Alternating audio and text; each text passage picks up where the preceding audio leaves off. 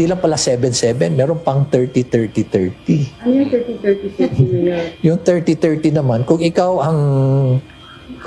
ang host ng sortie, you get 30-30 million. 90 million lahat yun. 30 million. Grabe, no? Oh, 30-30-30. Kung ikaw ang host ng mga sorties na yon, kung lahat ikaw, di ba? 30 million, 30 million, 30 million. Grabe, no? Isipin ninyo, magkano lang ang minimum wage sa atin? At karamihan ng Pilipino nasa minimum wage. Karamihan nga below minimum wage pa. Samantalang itong mga congressman na ito, lantarang pagnanakaw ang ginagawa sa bansang Pilipinas. 30 million. Di ba?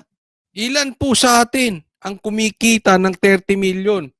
Baka nga karamihan sa Pilipino, mamamatay na lang ni hindi man lang nakasubok kumita sa lifetime nila ng 30 million. Samantalang itong mga to, in just a snap, 30 million. 30 million, 30 million, 30 million. Grabe, 90 million. AIX or ATAP, 30 million na MAIT and 30 million na tupad. Ito ang bagong ibinunyag ni Baguio City Mayor Benjamin Magalong hinggil sa umano'y anomalya sa ayuda ng pamahalaan na kinasasangkutan ng ilang mambabatas. Can you just imagine? Ganun kalaki. 90 million. Kaya pala, no wonder, ang daming nagbo-volunteer to sponsor yung host yung sortie. Kasi nga yung ganun kalaking incentive nila. Dagdag pa ng alkalde na may ibang mamabatas na walang limitasyon ang nakukulimbat sa ayuda. Nalaman ko rin pala na may mga entitled na mga congressmen na congresswomen na halos unlimited yung kanilang AKAP funds. Intindi, no? Kaya wala akong tiwala talaga sa mga nagbibigay ng ayuda. Lalong-lalo na pag galing sa Congress. Pinagpilitan nila yan. Diba?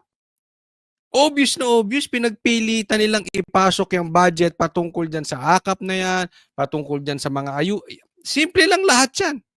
Lahat yan, redundant lang. Ayuda, ayuda, ayuda, ayuda. Unlimited po ang kinikita nila dyan. Unlimited ang pera nila habang ang ordinaryong Pilipino na karamihan ay nandiyan sa hanay na yan, Class D, Class E, halos maghingalo, hindi alam kung kailan ulit sila kakain. Marami sa atin nakasubok niyan. Ito, unlimited ng pera. Mga magnanakaw kayo, mga animal na kayo. No? Pero ito huwag kayong magagalit sa akin dahil si Mayor Magalong ang nagsabi niyan. Inuulit lang po natin. Pero ito nakakapagtaka. At ito'y natanong ko rin kay Kati Binag. Sabi ko, sa dami mong binubulgar, bakit walang gumagalaw sa'yo?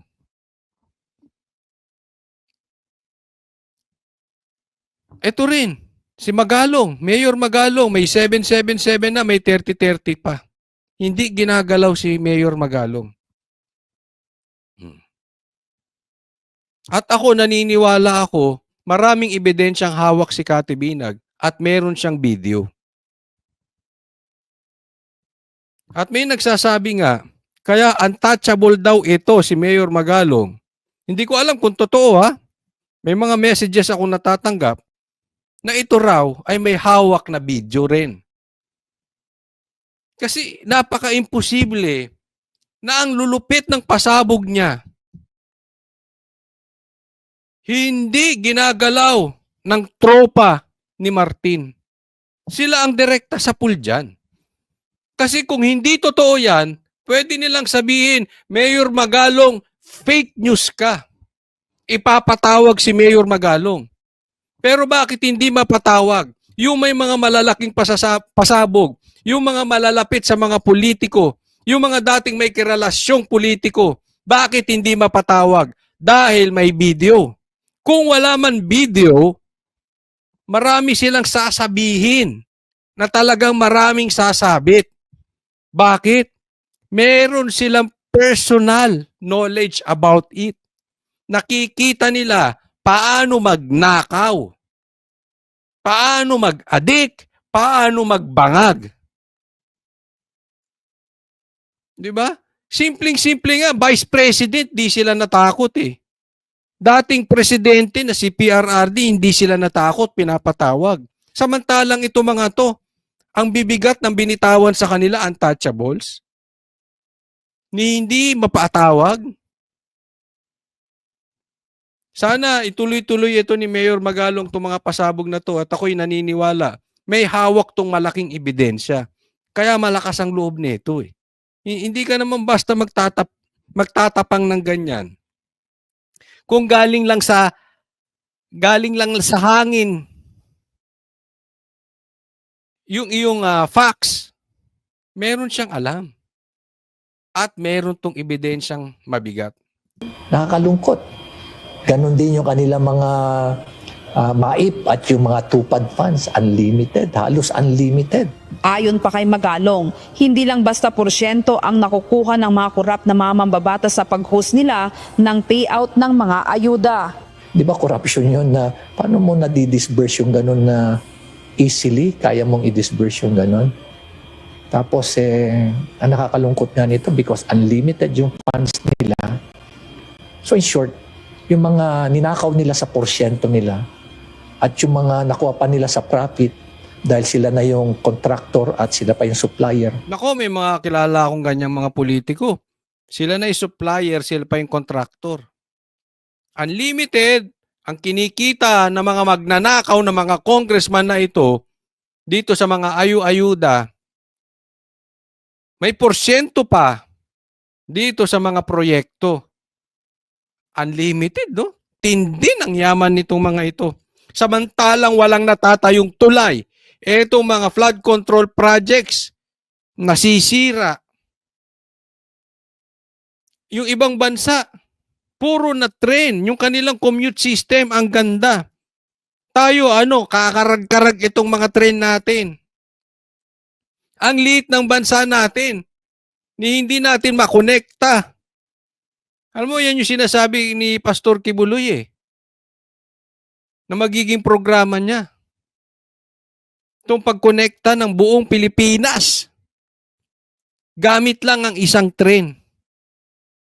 Kayang-kayang gawin kasi nagawa na po ito sa ibang bansa na napakalaki. Paano pa kaya sa Pilipinas na napakaliit lang? Alam nyo kung bakit kakayanin ito? Anong sabi ni Pastor Kibuloy? May pera ang Pilipinas Magnanakaw lang yung mga nakaupo.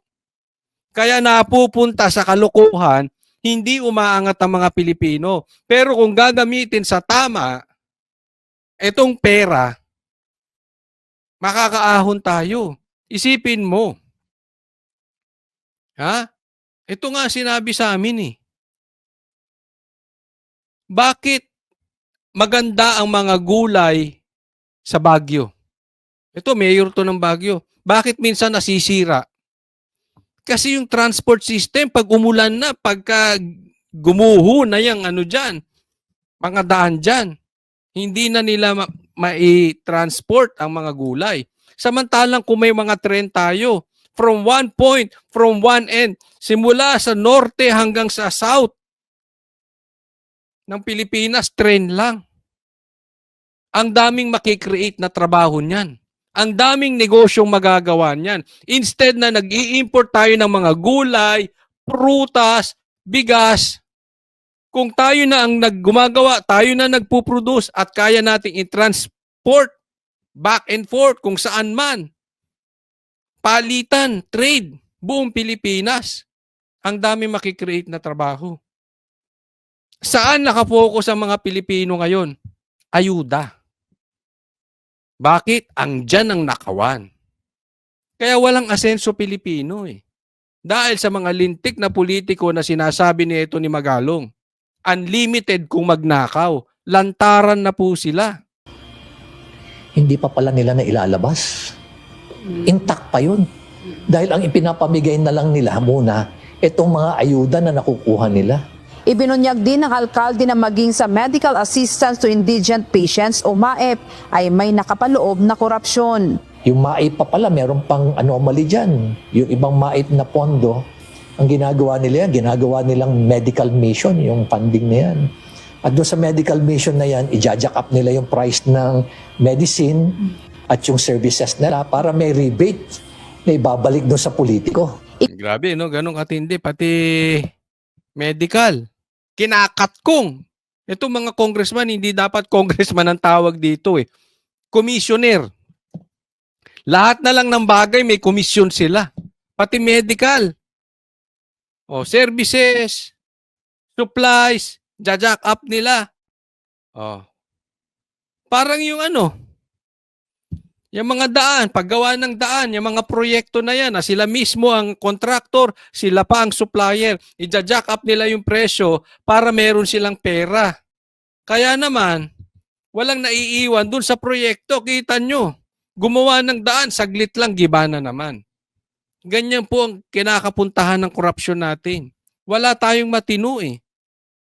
Diba? Yung sinasabi ko, kung gumawa lang tayo ng maayos na tren, hanggang sa anak ko, hanggang sa apo ko, hanggang sa apo ko sa tuhod, makikinabang. Itong ayuda na yan, wala yan, bukas tapos na yan, bigyan mo yung tao, nanakawin pa yan.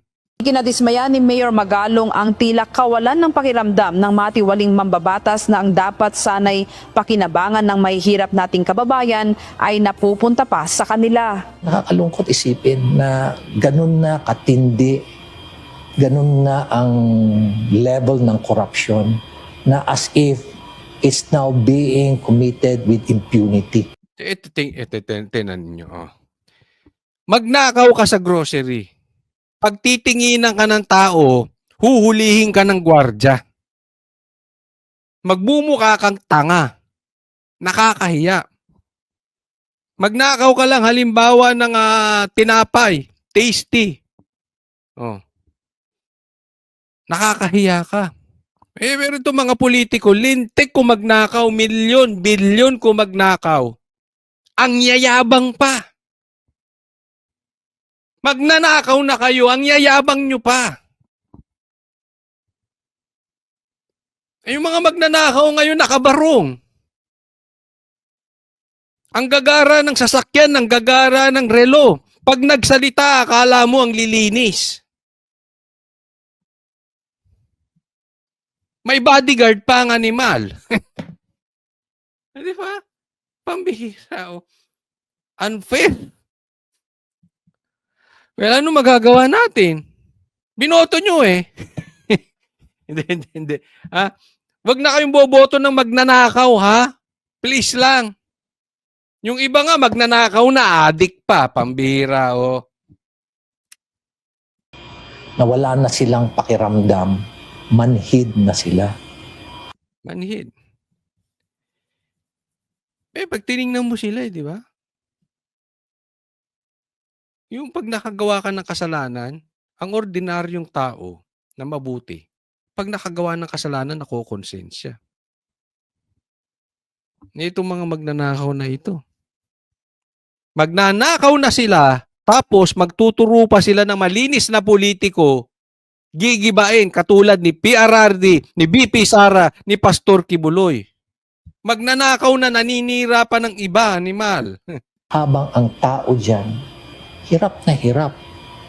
Ano? Hirap na hirap. Magkano kinikita ng mga drivers dyan? Swerte na, 500, 600. On the average siguro, kumikita na 500. Oh. Sila 500 million. Mga vendors, 400, 500.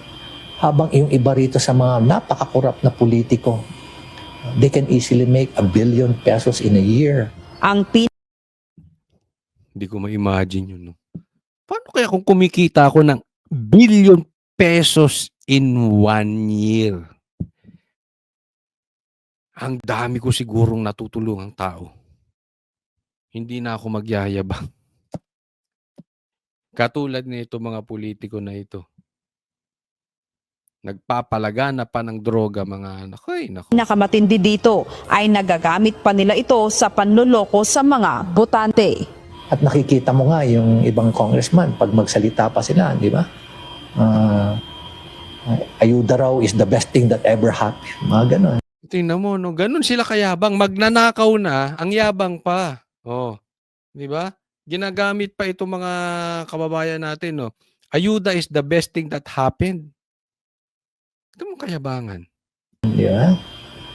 O kaya kung wala si ganito, walang akap. Wala si ganito, walang mait. Kung wala si ganito, walang tupad. Kung wala si ganito, walang ayuda. Kung walang si ganito, walang akap. So, sinong tinataas natin dyan?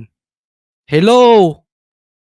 Pera natin yan. Pera ng taong bayan yan, pinamimigay nyo dyan. Bakit nagyayabang yung mga politiko na sila pa ang nagsasabi na buti nga kay ganitong politiko dahil nagkaroon ng ayuda? Ninanakaw nga yung ayuda na yan Utang na loob pa namin sa inyo yung ayuda na yan. Huwag nga kayong magpapaloko na sa mga politikong pulpul. Yan yung sinasabi ni Magalong Kung hindi kay ganito, kay ganire. Sus. Yung pa lang those messaging, alam mo na kung ano ibig sabihin. Oo, iboto nyo sila. Ang galing ni Magalong, no? Yung ganong klaseng mensahe, alam mo na anong ibig sabihin nila. Itinataas. Nagbubuhat ng sariling bangko. Binutaas nilang kanilang sarili. Pera nyo, nanakawin nila, maglalagay sa bulsa nila, bibigyan kayo ng barya para iboto nyo. Kagago, no? Ang lakas mang uto. Grace Doc. Maraming salamat, Mayor Magalong. And hopefully, ikaw ay ligtas sa iyong kalagayan. At alam ko naman ikaw ay matalino. Tuloy mo lang yan. Sana makatulong ka palalo sa bansang Pilipinas and we are with you.